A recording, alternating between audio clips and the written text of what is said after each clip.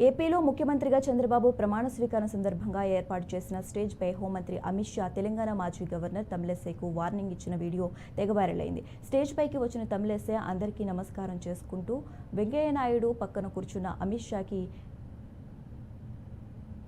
సమస్కరించి ముందుకు వెళ్తుండగా వెనక్కి పిలిచి సీరియస్గా మాట్లాడటం కనిపించింది. ఆయన ఏదో మాట్లాడుతుండగా తమిళిసై వివరణ ఇచ్చే ప్రయత్నం చేసినా పట్టించుకోలేదు. వారు మాట్లాడుతుండగా వెంకయ్యనాయుడు అలా చూస్తూనే ఉండిపోయారు.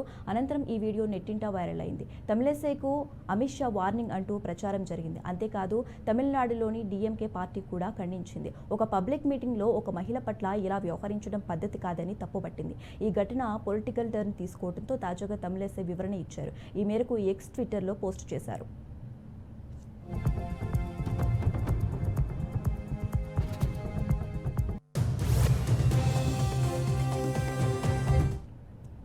సార్వత్రిక ఎన్నికల తర్వాత తొలిసారి ఏపీలో హోంమంత్రి అమిత్ షాను కలిసినట్లు తెలిపారు. ఎన్నికల తర్వాత ఫాలో అప్ ఎదుర్కొన్న సవాళ్ల గురించి అడిగి తెలుసుకోవటానికి పిలిచారని చెప్పారు.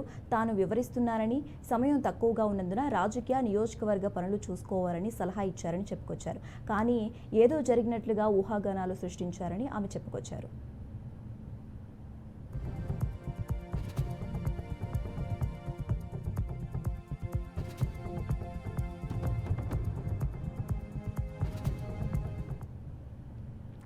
ఇదిలా ఉంటే ఎన్నికల ఫలితాల తర్వాత తమిళనాడు బీజేపీ చీఫ్ అన్నమలై తమిళిసై వర్గాల మధ్య విమర్శలు ప్రతి విమర్శలు చోటు చేసుకున్నాయి. మీడియాకు ఎక్కి రచ్చరచ్చ చేసుకున్నారు.